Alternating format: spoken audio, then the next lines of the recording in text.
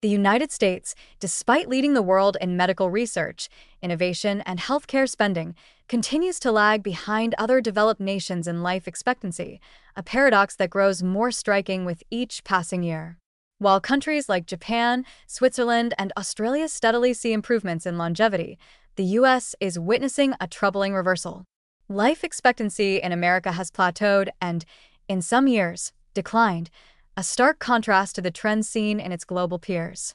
This widening gap cannot be attributed to lack of technology or resources. Instead, it reflects deep-rooted issues in lifestyle, healthcare access, chronic disease burden, and socioeconomic inequality. At the core of the problem is lifestyle. Americans suffer disproportionately from preventable, lifestyle-related conditions such as obesity, type 2 diabetes, and cardiovascular disease. The standard American diet, rich in processed foods, sugar, refined grains, and unhealthy fats, has fueled an epidemic of metabolic dysfunction. Sedentary lifestyles further compound the issue, with many Americans lacking regular physical activity due to long work hours, car-dependent infrastructure, and limited access to safe public spaces.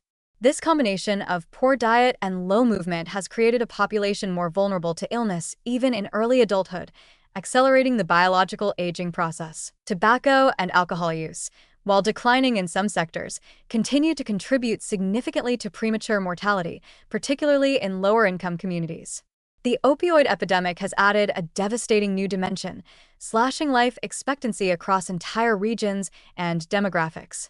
Overdose deaths, suicide, and deaths of despair, conditions increasingly linked to economic insecurity and mental health deterioration, have become leading contributors to midlife mortality, especially among working-class Americans without college degrees. Access to healthcare is another critical factor.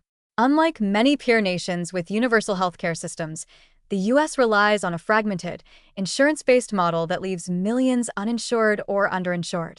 Preventive care is often delayed or avoided due to cost, leading to late diagnoses and poorer outcomes for conditions that are treatable or even reversible with early intervention. This failure to prioritize prevention over treatment leads to skyrocketing costs and worsening public health. Moreover, the U.S. healthcare system tends to focus on acute care and advanced interventions rather than holistic, community-based health support.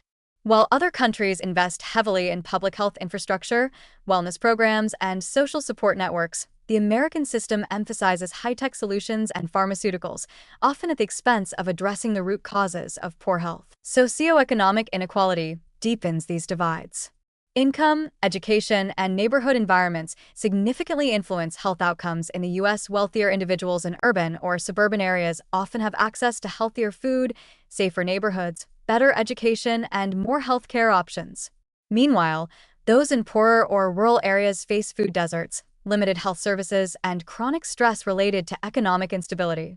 The result is a massive disparity in life expectancy within the same country, sometimes as large as 20 years between rich and poor zip codes. Stress itself is a potent accelerant of aging and disease. In America, chronic stress is embedded in the culture, from work insecurity and long commutes to financial anxiety and political polarization. The relentless pressure of keeping up economically or socially, especially without robust safety nets, takes a profound toll on physical and mental health over time. This psychological strain is not evenly distributed. Marginalized groups, including communities of color, often face compounded stress from systemic racism and unequal treatment in the healthcare system, further eroding their life expectancy. Meanwhile, other nations have taken proactive steps that the U.S. has struggled to implement. Countries like Japan emphasize community engagement, healthy diets, and active aging. Nordic nations provide generous parental leave, universal childcare, mental health care, and education, fostering better health from early life onward. These investments in well-being pay dividends in terms of both lifespan and health span, reducing chronic disease burden and improving overall population resilience. What's particularly sobering is that these trends are not merely statistical. They are visible in daily life. More young Americans are being diagnosed with conditions like fatty liver disease, insulin resistance, and hypertension, conditions once confined to older adults. Many seniors are living longer but with poor quality of life, managing multiple medications and chronic pain. The U.S. does not necessarily suffer from a lack of longevity interventions, but from a society that undermines its own potential to age healthfully. The solution lies not in more high-tech medical breakthroughs, but in a national shift toward prevention, equity, and structural reform.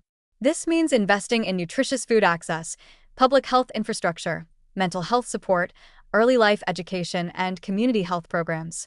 It means designing cities and workplaces that encourage movement and connection rather than isolation and stress.